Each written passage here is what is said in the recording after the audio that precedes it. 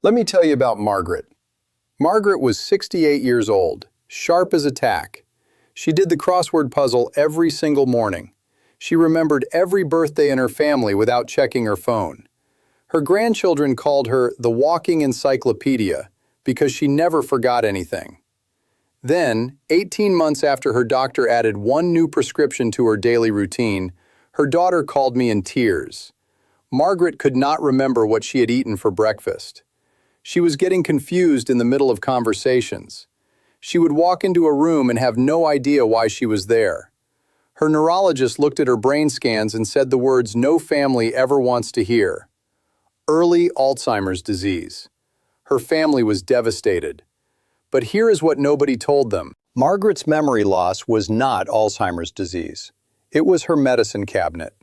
And when we identified the real cause and worked with her doctor to make the right changes, Margaret started coming back. Within 4 months, she was doing the crossword again. Within 6 months, her daughter stopped crying every time they spoke on the phone.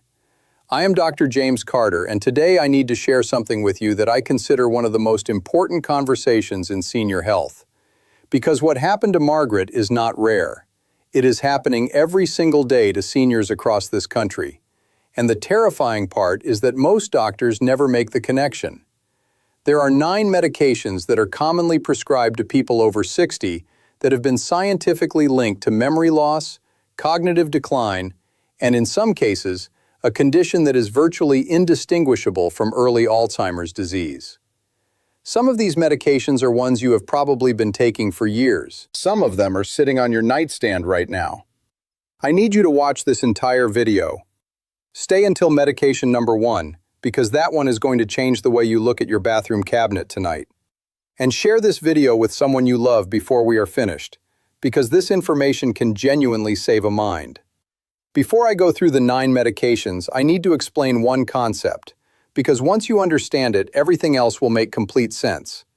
The concept is called anticholinergic burden. Acetylcholine is one of the most important chemical messengers in your brain. It is the neurotransmitter responsible for memory formation, learning, attention, and overall cognitive function. Think of it as the internet connection between your brain cells. When acetylcholine flows freely, your brain communicates quickly and clearly. Many common medications work by blocking acetylcholine. They are called anticholinergic drugs. When you block acetylcholine in certain parts of the body, you get the desired medical effect: reduced bladder urgency, or less nausea, or better sleep. But when you block acetylcholine in the brain, you get memory problems, confusion, and cognitive decline. Here is the number that should stop you cold. A 2022 analysis published in a major medical journal tracked 280,000 older adults over several years. Those with the highest anticholinergic burden from their daily medications had a 120% increased risk of developing dementia. Not 20% more, not 50% more, 120% more, more than double the risk, from pills their own doctors prescribed. Now let us go through the 9 medications. I am going to count down from 9 to 1, because the medication I am saving for number 1 is the one that will shock you the most. It is almost certainly in your home right now. Medication number 9. Ranitidine and other H2 blockers for acid reflux. H2 blockers like ranitidine, famotidine, and cimetidine are commonly used to treat heartburn, acid reflux, and stomach ulcers. They work by reducing the amount of acid your stomach produces. For most adults, they are considered very safe. But for adults over 60, the picture changes. As we age, our blood-brain barrier, the protective filter that keeps substances in the bloodstream from entering the brain, becomes more permeable. More things get through that should not. H2 blockers, particularly cimetidine, have been shown in multiple studies to cross the blood-brain barrier more easily in older adults and interfere with acetylcholine signaling in the brain. A 2020 study found that long-term use of H2 blockers was associated with a significantly increased risk of dementia in adults over 65. If you are taking a daily acid reflux medication, ask your doctor whether you genuinely need it long-term and whether there is a safer alternative for your age group. Medication number 8. Tricyclic antidepressants. Medications like amitriptyline, nortriptyline, and doxepin are older antidepressants that are still widely prescribed today, often not for depression but for nerve pain, migraines, or sleep problems. They are powerful drugs with strong anticholinergic properties. The challenge is that doctors who prescribe amitriptyline for nerve pain are often not the same doctor managing a patient's memory concerns. Nobody is looking at the full picture. The patient is just taking what they were told to take, not realizing that the pill helping their nerve pain at night is quietly disrupting the chemical system their brain depends on for memory during the day. Studies have shown that long-term use of tricyclic antidepressants is associated with measurable cognitive decline in older adults. If you are taking any medication ending in triptyline or tyline, bring this up at your next appointment. Medication number 7. Certain antipsychotics. Medications like quetiapine, olanzapine, and risperidone are antipsychotics that are increasingly prescribed to older adults, often for sleep problems, agitation, or anxiety, uses they were never originally approved for. The FDA has actually issued a black box warning, its most serious level of warning, stating that antipsychotics increase the risk of death in elderly patients with dementia-related psychosis.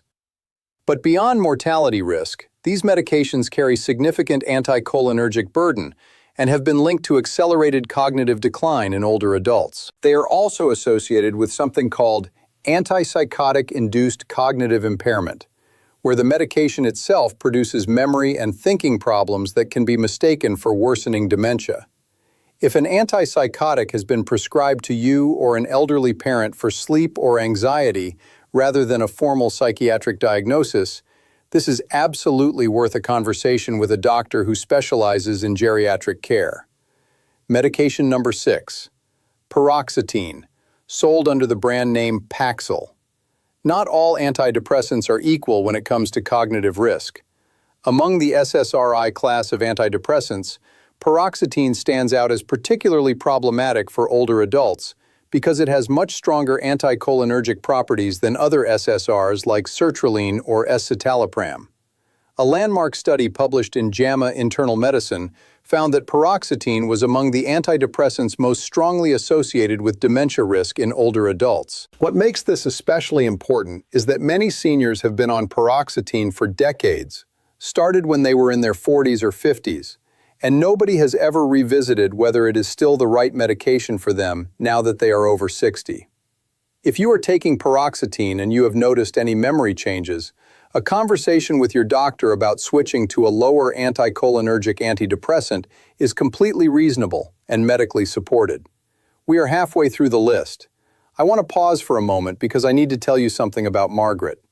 When we looked at her full medication list, she was taking 3 of the medications we have covered so far. Not 1, 3. And each one on its own was considered a low to moderate risk. But together, their combined anticholinergic burden was enormous. Nobody had ever added up what they were doing to her brain collectively. That is what I mean when I say this is not about any single pill. It is about the total load your brain is carrying every day. Are you or someone you love currently taking any of the medications we have discussed? Drop the name in the comments below. I respond to as many as I can, and I want to help you understand what your specific situation might look like. Medication number 5. Statins, specifically simvastatin and atorvastatin at high doses. I want to be careful here because statins save lives, and I am not telling you to stop taking them. But the cognitive side effects of statins are significantly underreported, and seniors deserve to know about them. Statins work by reducing cholesterol production in the liver. But cholesterol is also a critical building block for brain cell membranes and for the myelin sheath that protects nerve fibers. When statin use is very aggressive, particularly at high doses, it can reduce cholesterol in the brain to levels that affect cognitive function. The FDA updated its statin labeling in 2012 to include reports of cognitive impairment, memory loss, and confusion as recognized side effects. Multiple studies have documented that a subset of statin users experience what is sometimes called statin fog, a noticeable dulling of mental sharpness that reverses when the medication is reduced or changed. If you started a statin and noticed your thinking became less sharp in the months that followed, that connection is real and worth raising with your doctor. There are lower dose options and alternative statins with different cognitive profiles. Medication number 4, benzodiazepines. Medications like diazepam, lorazepam, alprazolam, and clonazepam. These are the medications sold under brand names like Valium, Ativan, Xanax, and Klonopin. They are prescribed for anxiety, panic disorder, and sleep problems, and they are extraordinarily common in adults over 60. A major French study published in the British Medical Journal followed nearly 9,000 older adults and found that benzodiazepine use was associated with a 51% increased risk of developing Alzheimer's disease. 51%. For a medication that is supposed to help you feel calmer. The mechanism is significant. Benzodiazepines suppress the central nervous system broadly, which is how they reduce anxiety and induce sleep. But that same broad suppression interferes with the brain's ability to consolidate memories during sleep, which is one of the primary ways your brain clears the toxic proteins associated with Alzheimer's disease each night. Long-term benzodiazepine use also leads to physical dependence, making it very difficult to stop without medical supervision. If you have been on a benzodiazepine for more than a few weeks, please do not stop abruptly. Talk to your doctor about a supervised tapering plan. There are safer alternatives for both anxiety and sleep that do not carry this cognitive risk. Medication number 3, bladder medications. Specifically oxybutynin, tolterodine, and solifenacin. These medications are prescribed for overactive bladder and urinary incontinence, conditions that affect a very large proportion of adults over 60. Brand names include Detrol, Vesicare, and Ditropan. They are some of the most strongly anticholinergic medications in common use. A study published in JAMA Internal Medicine followed nearly 3,000 older adults for 7 years and found that those who used bladder medications in this class for 3 or more years had a 54% higher risk of developing dementia compared to those who did not take them. 54%. For a medication that helps people avoid rushing to the bathroom. What makes this particularly important is that many patients, and even some doctors, are not aware of how strongly anticholinergic these bladder medications are. They are seen as safe, routine prescriptions for a common problem. But their impact on the aging brain is among the most significant of any drug class in common use. There are newer bladder medications like mirabegron that work through a completely different mechanism and do not carry the same anticholinergic burden. If you are on an older bladder medication, ask your doctor specifically about mirabegron as an alternative. Medication number 2, proton pump inhibitors, commonly called PPIs, omeprazole, pantoprazole, lansoprazole. PPIs are among the most prescribed medications in the world. Brand names include Nexium, Prilosec, Protonix, and Prevacid. They are used for acid reflux, heartburn, and stomach ulcers. Many seniors take them every single day, often for years, often without any doctor ever reviewing whether they still need them.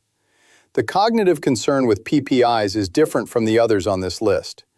Rather than a direct anticholinergic effect, PPIs appear to affect the brain through 2 indirect pathways. First, they reduce the absorption of vitamin B12, magnesium, and zinc, all of which are essential for brain health and nerve function.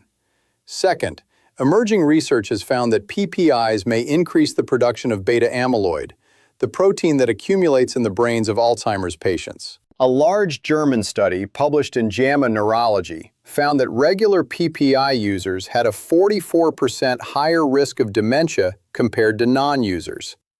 44% higher risk from a medication that most people consider completely harmless because it is available over the counter. If you have been taking a PPI daily for more than 3 months, ask your doctor whether you genuinely still need it. Many people are prescribed a PPI during a hospital stay or after a procedure, and then simply stay on it for years without any reassessment. And now, medication number 1. Before I tell you what it is, I want you to think about your nightstand, or your bathroom cabinet, or your kitchen drawer where you keep medications. Is there anything in there with the letters PM at the end of the name? Tylenol PM, Advil PM, ZzzQuil, Unisom, Nitol, Benadryl, any nighttime cold and flu medication. The active ingredient in almost all of those products is the same drug, diphenhydramine. Diphenhydramine is sold as an antihistamine and as a sleep aid.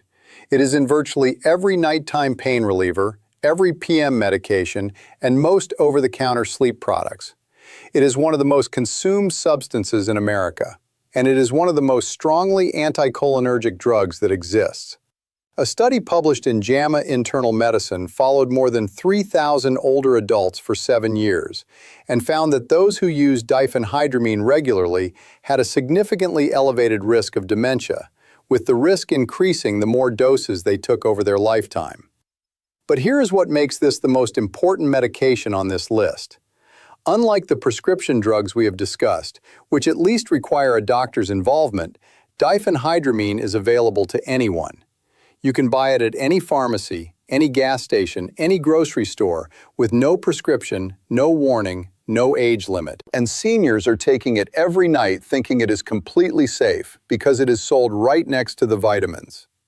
Margaret was taking diphenhydramine every night for sleep. She had been doing it for 2 years before anyone connected it to what was happening to her memory. 2 years of nightly anticholinergic assault on her brain, from something she bought at the drugstore for $8.